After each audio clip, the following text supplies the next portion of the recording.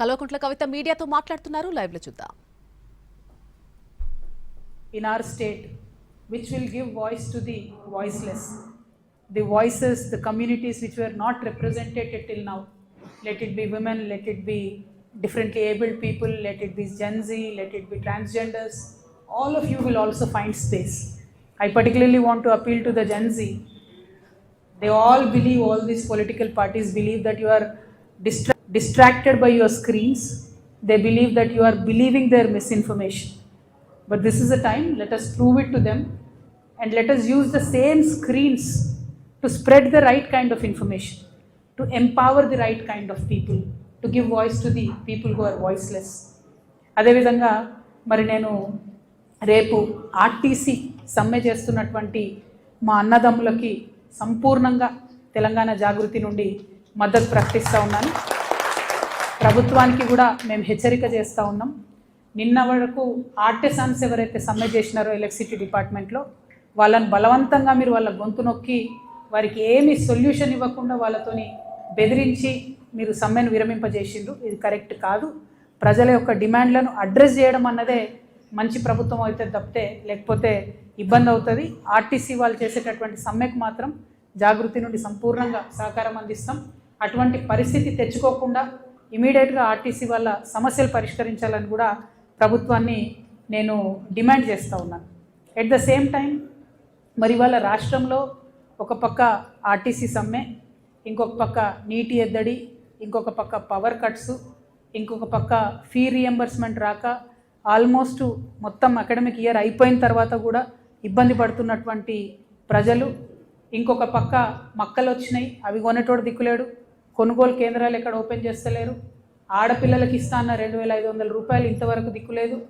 అనేక రకమైనటువంటి ఇబ్బందులలో ప్రజలు ఉంటే నిన్న ప్రభుత్వం ఒక పెద్ద సభ పెట్టింది, ప్రధాన ప్రతిపక్షమైన బీఆర్ఎస్ పార్టీ ఇంకొక సభ పెట్టింది. ఏం చేసిరు వీళ్ళిద్దరు సభలు పెట్టి అంటే, బీఆర్ఎస్ పార్టీ ఏమో ఉట్టి కథలు చెప్పింది, కాంగ్రెస్ పార్టీ ఏమో పిట్ట కథలు చెప్పింది. ప్రజల వ్యతలు ప్రజల కష్టాలు మాత్రం ఎవరు చెప్పలేదు.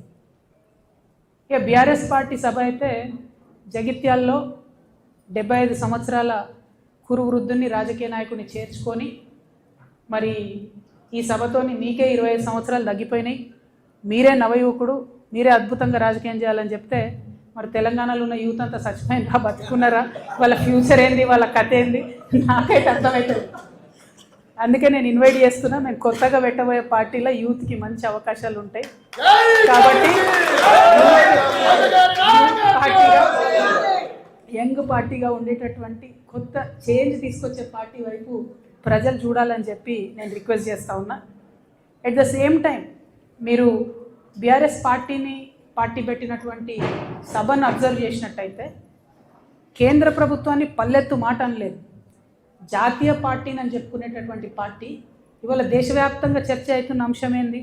మహిళా బిల్లు, డీలిమిటేషన్. ఈ రెండిటి మీద కనీసం పల్లెత్తు మాట అనలేదు. ఆడబిడ్డలకు ఒక భరోసా ఇవ్వలేదు. రాజకీయంగా మీరు ముందుకు రావడానికి మేము నిలబడి ఉంటాం, మీకు అండగా ఉంటాం అనే భరోసా ఇవ్వలేదు. అంటే ఆ పార్టీలో ఆడబిడ్డలకు ఎప్పుడు గౌరవం ఉండదు అనుకోండి, అది వేరే విషయం.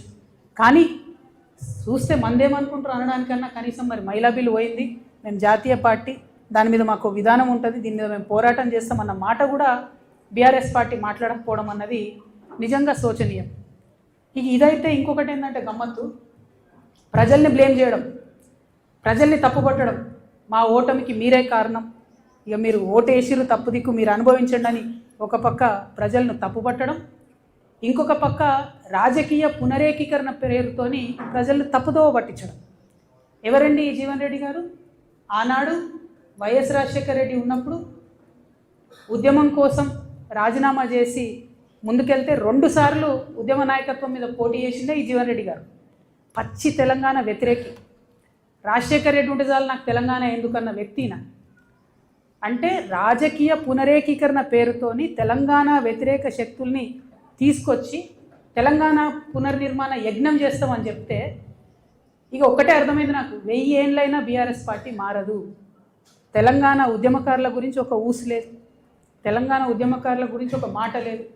కాంగ్రెస్ ప్రభుత్వం తెలంగాణ ఉద్యమకారుల్ని మోసం చేస్తూ కేకే కమిటీ వేస్తామని కాలయాపన చేస్తే ఒక్క మాట కనీసం బిచ్చమెత్తుకుంటున్నారండి ఉద్యమకారులు, రేపు భిక్షాటన చేస్తారట. అవమానం అనిపిస్తుంది, కళ్ళకి నీళ్ళు వస్తున్నాయి, దుఃఖం వస్తుంది. పిడికిలెత్తి పోరాడినటువంటి నా ఉద్యమకారుల అన్నదమ్ములు బిచ్చమెత్తుకుంటారు ఇవాళ రోడ్ల మీద. మరి ఏం పునరేకీకరణ? వైఎస్ రాజశేఖర రెడ్డి కావాలన్న వాళ్ళతో పునరేకీకరణ. తెలంగాణ ప్రజలు, ముఖ్యంగా తెలంగాణ మేధావులు ఆలోచించాలని నేను కోరుతా ఉన్నా. ఇక వీళ్ళు ఒక రకమైతే కాంగ్రెస్ పార్టీ పెద్ద సభ అధికారంలో ఉన్నారు, ఆర్భాటం హంగు పెద్ద సభ పెట్టి ఏం మాట్లాడతారు వాళ్ళు? గుంటనక్క నిన్న ఢిల్లీ పోయింది, గుంటనక్క నిన్న ఢిల్లీ పోయింది. గుంపు మేస్త్రి ఏమంటాడు?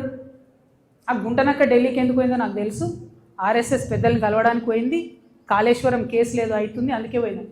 నాకు సంపూర్ణంగా కోర్ట్స్ మీద విశ్వాసం ఉందండి, నాకు సంపూర్ణంగా కోర్ట్స్ మీద వాళ్ళ జడ్జిమెంట్ మీద విశ్వాసం ఉంది. కానీ ఒక ముఖ్యమంత్రి స్థాయిలో ఉన్న వ్యక్తి ఈ గుంటనక్క పోయి ఆర్ఎస్ఎస్ పెద్దల్ని కలుస్తుంది అని గుంటనక్కతో డీల్ మాట్లాడుతున్నా. ఏమంటుండు? నువ్వు చెప్తావా, నువ్వెవరు కలిసినావో నేను చెప్పాలనా? అరే నీకు తెలిస్తే నువ్వు చెప్పాలి కదా ప్రజలకు, నువ్వు ముఖ్యమంత్రివి కదా, నీకు బాధ్యత ఉంది కదా. అట్లా కాకుండా డీల్ మాట్లాడుతున్నాడు. నీకు తెలుసా, నాకు తెలుసు నువ్వు ఎక్కడికి పోయినావో నేను చెప్తా. ఏం మాటలు ఇవి?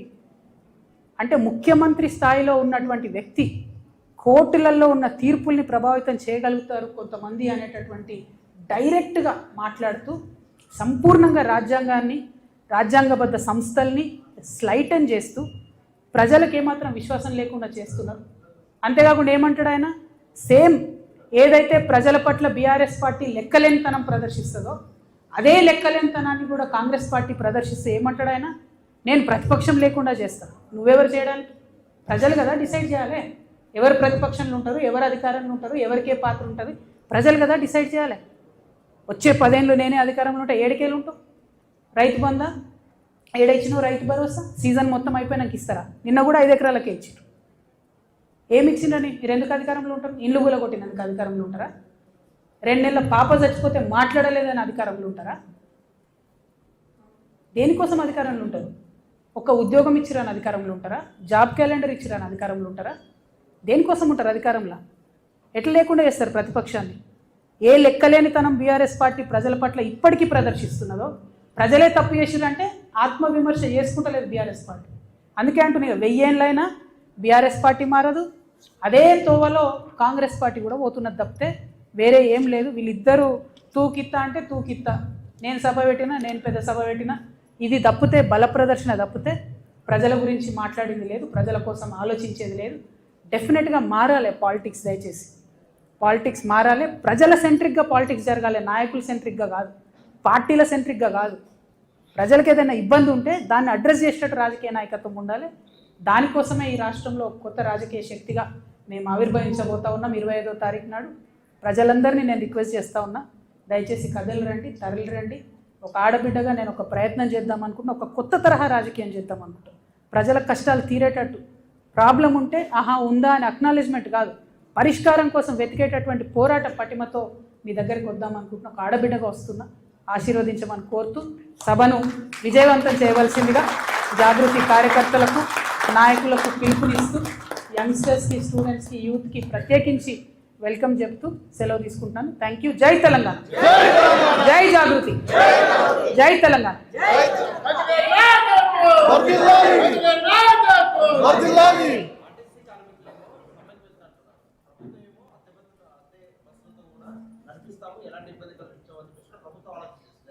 ఎగ్జాక్ట్లీ లెక్కలేనితనం అండి. కార్మికులు అంటే లెక్కలేనితనం. ఇవాళ జరుగుతున్నది ఏంటిది? ఆర్టీసీలో మొత్తంగా ప్రైవేట్ ఎలక్ట్రిక్ బస్సులను కొనుక్కొచ్చి, అవి కూడా కొంటలేరు, కిరాయికి తెస్తారు. కిరాయికి తీసుకొచ్చి దాంట్లో ఆర్టీసీ డ్రైవర్స్ కాకుండా ప్రైవేట్ డ్రైవర్స్ని పెట్టడం, అంటే ఆర్టీసీ వర్క్ ఫోర్స్ని అంతా కూడా తగ్గించేసి ప్రభుత్వ ఆర్టీసీ ఉద్యోగులు లేకుండా చేసి మొత్తంగా ఆర్టీసీని ప్రైవేట్ పరం చేసేటటువంటి ప్రయత్నం చేస్తున్నారు. దాంట్లో అవినీతి దాగి ఉంది, ఉన్నటువంటి ఉద్యోగాలను తీసేసేటటువంటి కుట్ర దాగి ఉన్నది. అన్నిటికన్నా ప్రాబ్లం ఏమవుతుందంటే గవర్నమెంట్ ఆర్టీసీ డ్రైవర్లు వెల్ ట్రైన్డ్ ఉంటారు, భద్రంగా బస్సు నడపగలుగుతారు. కానీ వచ్చేటటువంటి ప్రైవేట్ డ్రైవరు ట్రైనింగ్ ఉందా లేదా కూడా కనీసం ఈ ప్రభుత్వాలు చూస్తలేవు. కేవలం వచ్చే